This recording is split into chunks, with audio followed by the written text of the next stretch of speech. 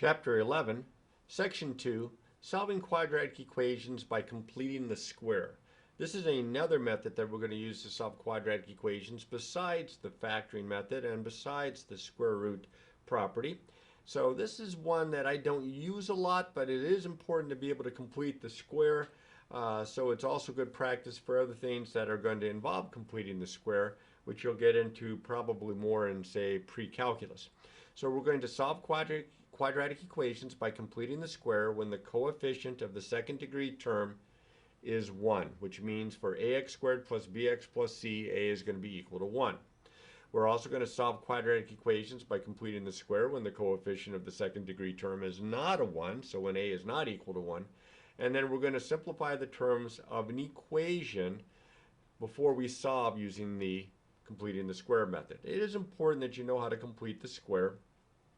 So we're going to kind of look at some of this, and we're going to take our time to make sure that we have a good understanding of it. Now, we have solved quadratic equations like this by factoring, and we've solved quadratic equations by using the square root. But what happens if we get something that looks like this, but it doesn't factor?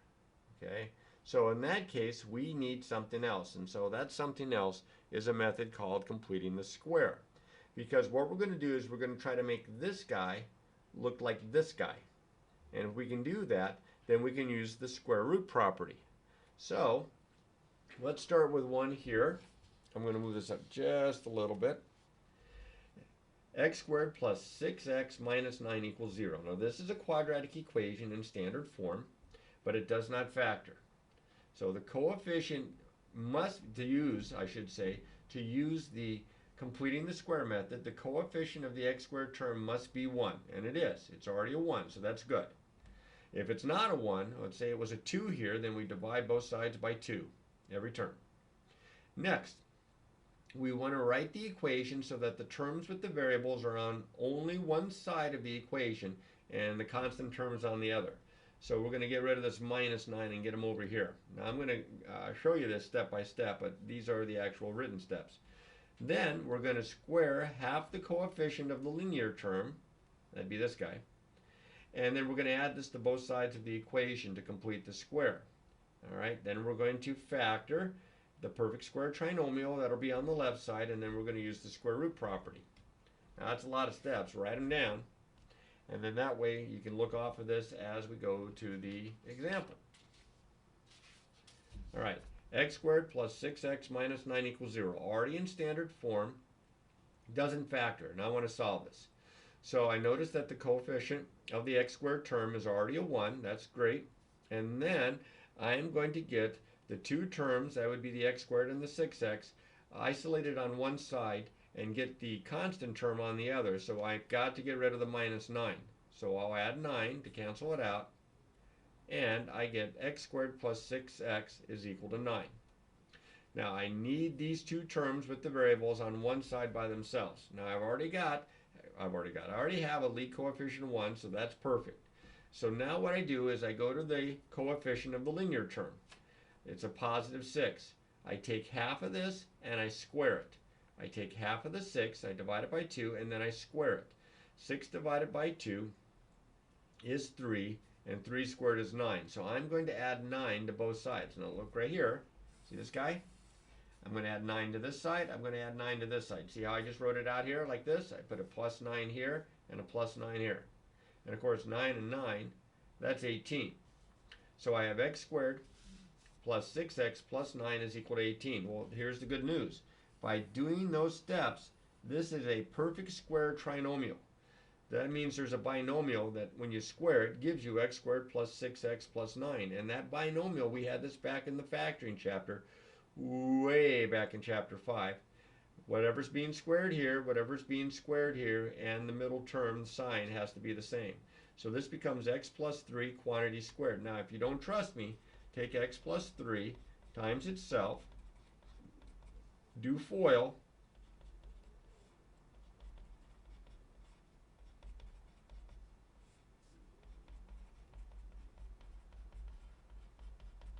and I get exactly what I started with here.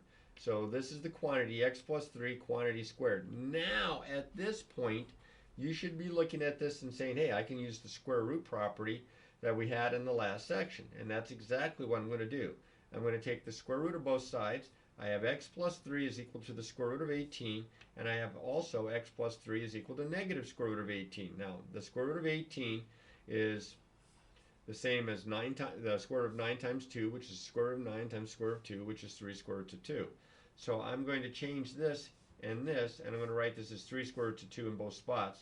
So I have x plus 3 equals 3 square roots of 2, or x plus 3 equals negative 3 square roots of 2. And solve for x. Subtract 3 to get rid of the plus 3. Do that from both sides. Now notice these do not combine here. This has a radical. This one doesn't. They're not like terms. So they are constants, but they're not something you can combine and simplify. So negative 3 plus 3 square roots of 2, and then over here, negative 3 minus 3 square roots of 2, which I can write using the plus or minus. So I know that that looks like a tremendous amount of work. And it is a little bit more difficult than, let's say, factoring, because factoring's so nice, but this is how we solve them when they don't factor. Now we'll get a formula, I believe it's in the next section, that's going to help us with these types of problems and maybe speed up the work a little bit. But after you practice a few of these go a little bit faster than you think. It just takes, as I always say, it just takes a lot of practice. So let's get to this example and see if we can get through this one without having to the steps already written out for us. We'll try this one on our own.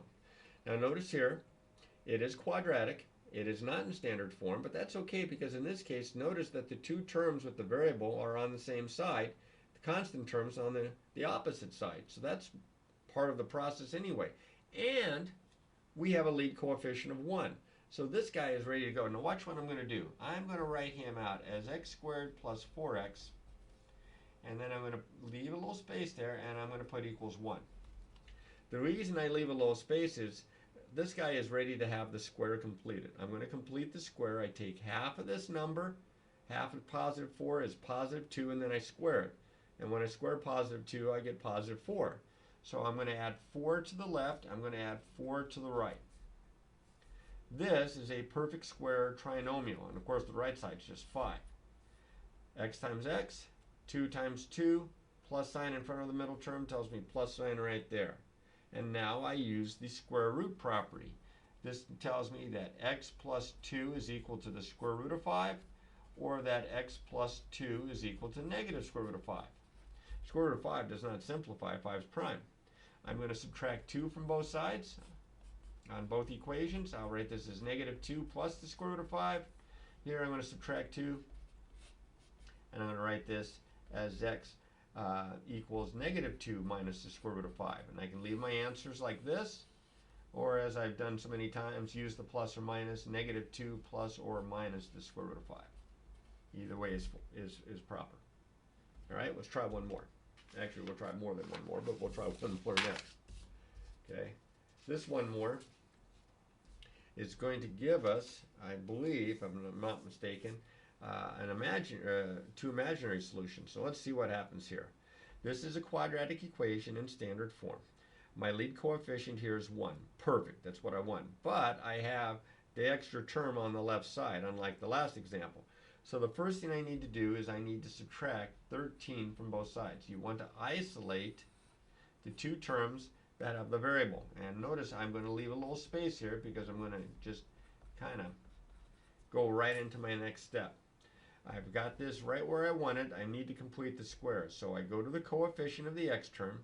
Fortunately, it's an even number, so that when I take a half of this, I don't get a fraction. So I take half of negative 4, which is negative 2, and then I square it. Okay, two steps. First you take half, then you square it. Half of negative 2 is, half of negative 4 is negative 2, and negative 2 squared means negative 2 times negative 2.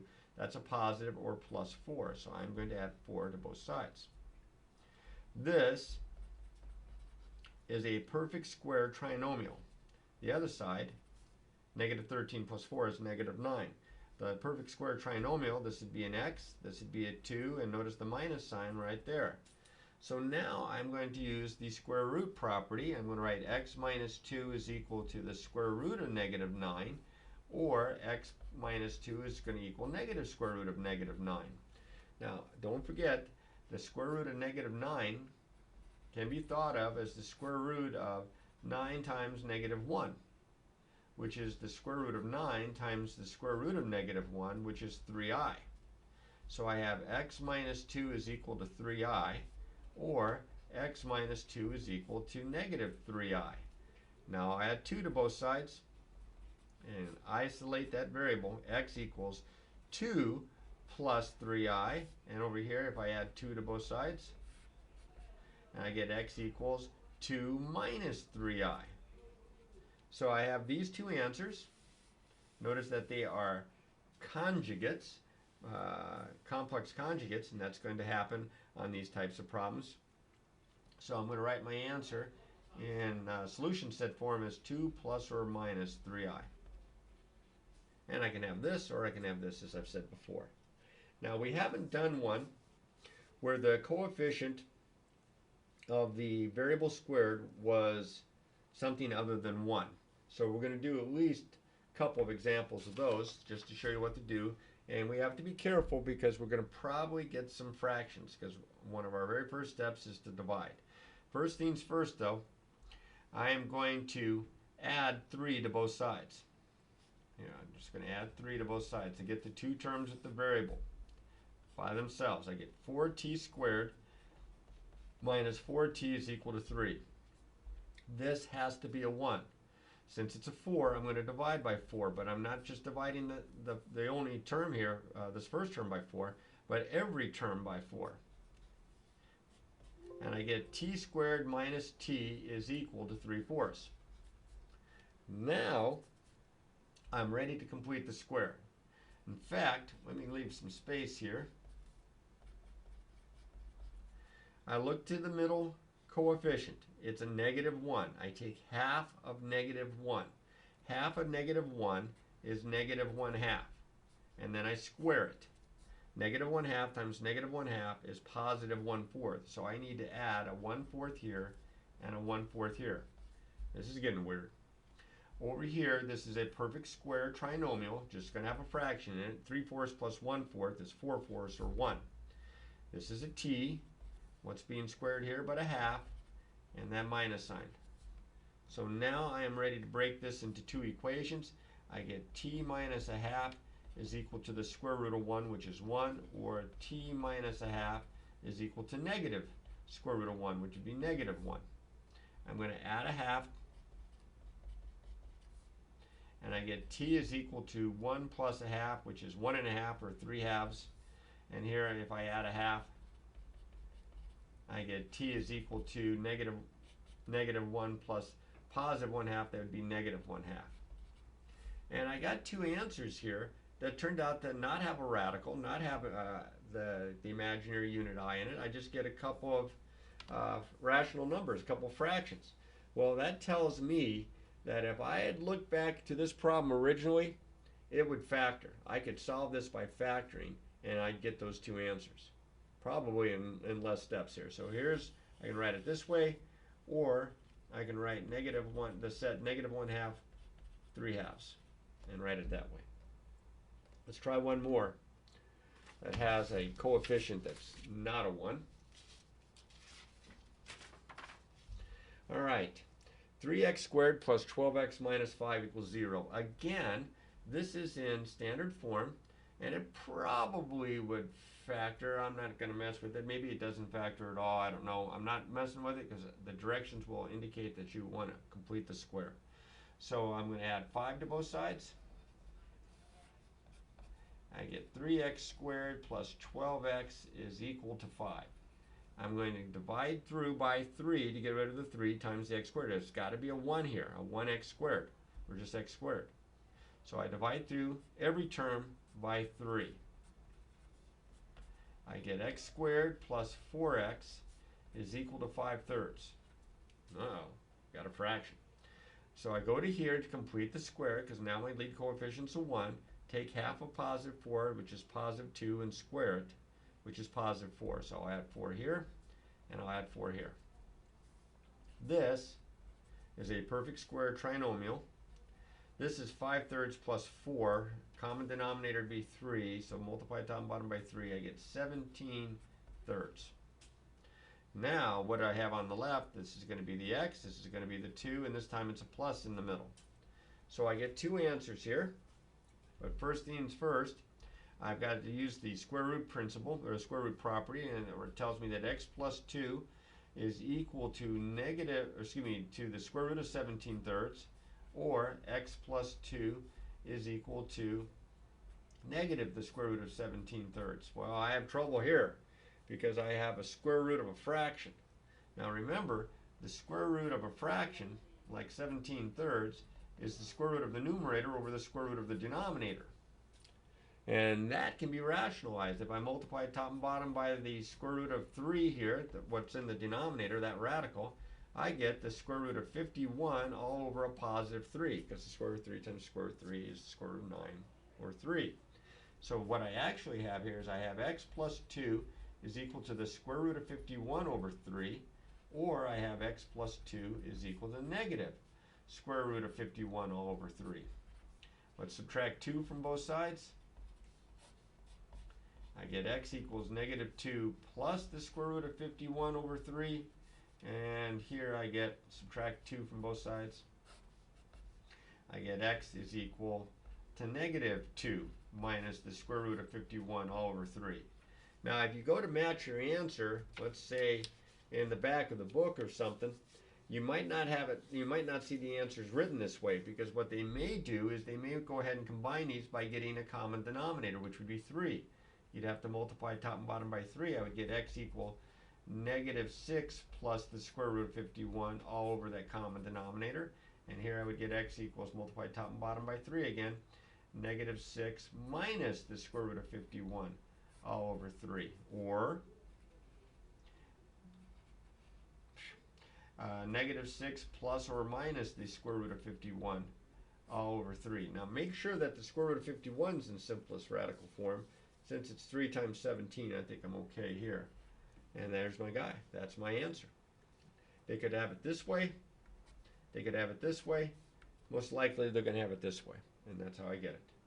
All right, now the only thing else that can happen is if the equation that they give you to solve is not written in standard form, or is not easily looked at as in standard form. And here's an example where I have a product of two factors set equal to 2. Now, if this was set equal to 0, then we're like one step away. We just set each factor equal to 0. But what we have to do here is first multiply it out. So I have to use FOIL. I get x squared plus x minus 5x minus 5 is equal to 2. Combine like terms, I have x squared minus 4x minus 5 is equal to 2. Now if I'm going to complete the square, I need these two terms isolated, so I'm going to add 5 to both sides. And I have x squared minus 4x is equal to 7. Now notice here I left a little space because I'm ready to complete the square. My coefficient here of the x squared is 1. Half of this, negative 2, square it, positive 4. So I'm going to add 4 to both sides. This gives me, oops, well I'm kind of jumping the gun here, that's okay. Gives me 11 on the right side. This is x times x. This is 2 times 2 with a minus sign. Now I use the square root property. X minus 2 is equal to the square root of 11, or x minus 2 is equal to negative square root of 11. Add 2 to both sides. I get x equals, now you can't combine those because this is not, you can't, these are not like radicals or anything like this, so this is just 2 plus the square root of 11.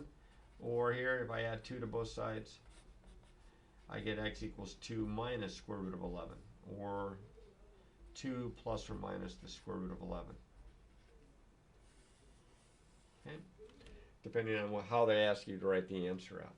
Now, completing the square, that approach does solve quadratic equations that don't factor. In fact, it solves quadratic equations that do factor. It is based on making sure that you can set the problem up to use the square root property. Now, this approach of completing the square is going to come into play in the next section when we do the quadratic formula, which you may or may not remember is x is equal to the opposite of b plus or minus the square root of b squared minus 4ac all over 2a. This formula is derived by completing the square, so it is an important concept, and you will use completing the square for other kinds of problems as well. So practice, practice, practice.